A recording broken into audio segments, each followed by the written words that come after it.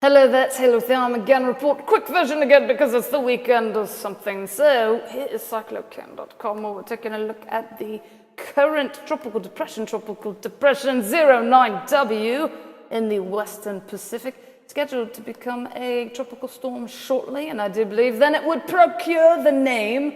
It would be Tropical Storm Vicente, or however that would be pronounced.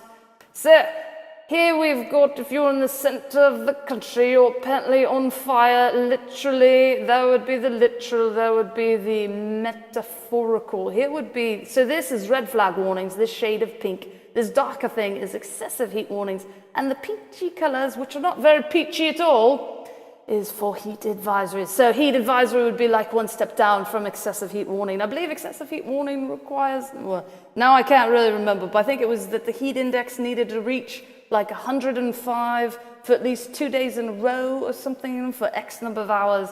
I know, I should look that up, shouldn't I?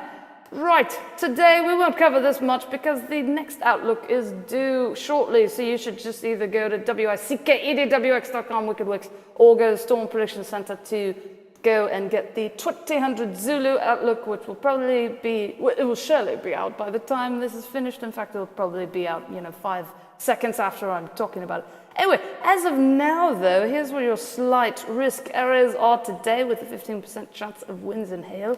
Take a look at the individual maps. So Arizona again with a 5%. But so there's your slight risk areas for winds. There'd be 58 mile per hour and greater winds. Hail is less of a threat, so only, well, it's less of a threat to fewer places, or however you'd word that. It's the same threat level for this area, but less of a threat down here. And then tornadoes, at least as of this outlook, less than 2% all areas. Tomorrow, Minnesota gets the slight risk. Let's look at the probability map where you can see that there's a whole bunch of places in 5%. 1, 2, 3, 4, 5 total places. And of course, by the time tomorrow rolls around, some of those might be upgraded, and of course, all of them might get downgraded. It could happen. It could go either way. I have no idea. Day after tomorrow, so since it's only 5%, there's nothing on the categorical map, so we look at the probabilistic map, or a word like that. Anyway, so the day after tomorrow, here's your two different, not slight risk areas, 5% areas.